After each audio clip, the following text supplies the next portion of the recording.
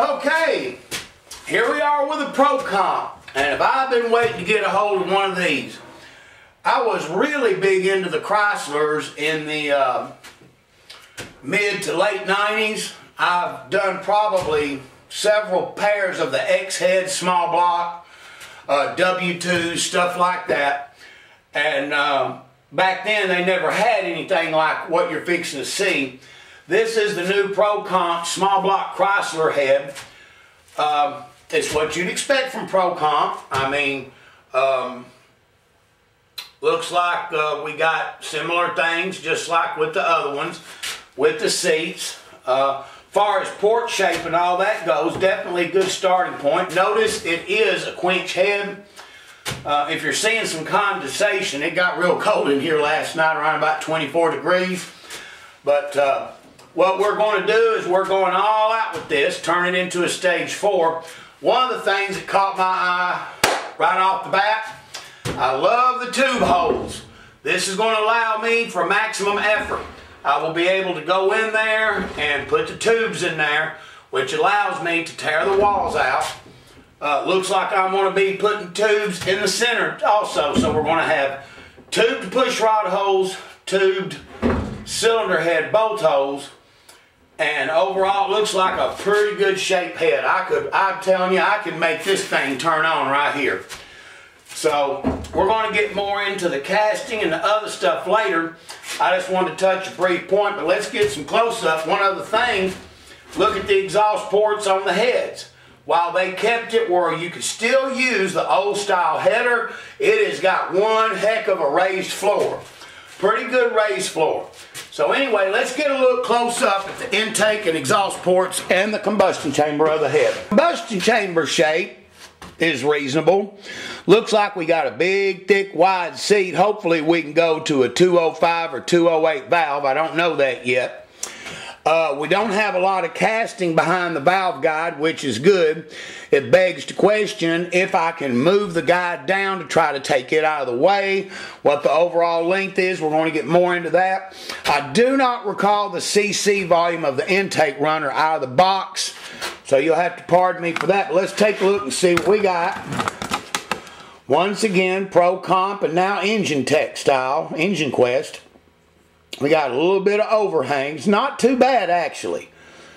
The best thing, like I said, here we go. Let's look at this. One thing I want to point out. ProComp, quit going in there and hand blending the bowls. You're doing more damage than you're doing good. Leave the damn things alone. Because whoever you got back there that you're going in there, they're doing digging in areas that they shouldn't be digging on. Fortunately, there's enough meat in this head where I can compensate it because we are going to the big valves. But overall, it don't look too bad. Combustion chamber shape, like I said, is definitely an improvement because this is going to be a quench head.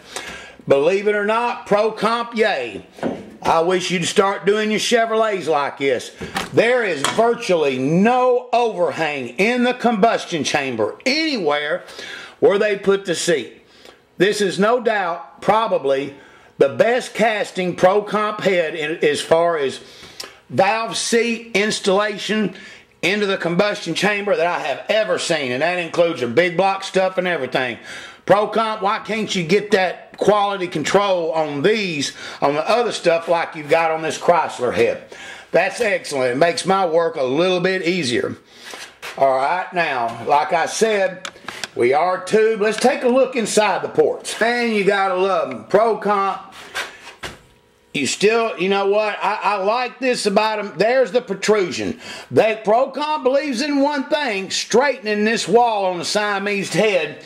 It is ultra important. I've been tubing them for 20-something years, and they got it pretty straight. It's not going to take a big effort to go in here and cut the tube. I just wonder if the meat's real thin on the other side of the bolt hole like the Chevrolets are. But, man, does it look like we got a pretty good port to start with. Like I said, we don't have one to saw and cut up, but not too bad for a head. I have seen the Elderbrock head, And I would say right off the bat, I would rather have this ProComp head than the Edelbrock head. It's got a better, taller shape. I like what they did in here on the center. All right, let's take a look at the exhaust port on the head. Notice, of course, we've got angle plug, which even the stock heads do, the feigned X head and the lower J head. Now, they got a good roll. I wish they would have put more meat, brought some more meat up, but I'm telling y'all, this is a big improvement over what the factory X head is. Now, if I was going all out on this head, I believe I'd get me a spool gun, or you could do TIG, and I'd go in there. There's kind of a gully right here. I would absolutely add meat and fill this up and pull that to about right there. Take some of that out and then raise the port up. There's going to be a big mark improvement, but like I said, it is 100% better than what the X or J or head or any of them are. They really raised it up a lot. That's a good job on that, but still leaves a lot for improvement. Now, next thing, we'll go from the exhaust to the roof. All right. Well, they done their homework right here pretty good. Man, this has got meat all the way up to the rail. Typically on the X head and the J head, I'll bust through right here and sometimes right here. This is not, I repeat, is not going to be an issue right here. It looks like they put plenty enough so I can get, you know, I can't remember for the life of me the part number of the intake gasket that's so popular. But they got that. Plenty of meat. I know I won't have a problem there raising the roof. And then also, looks like they got these cut for about a 1,450 to 1,500 OD.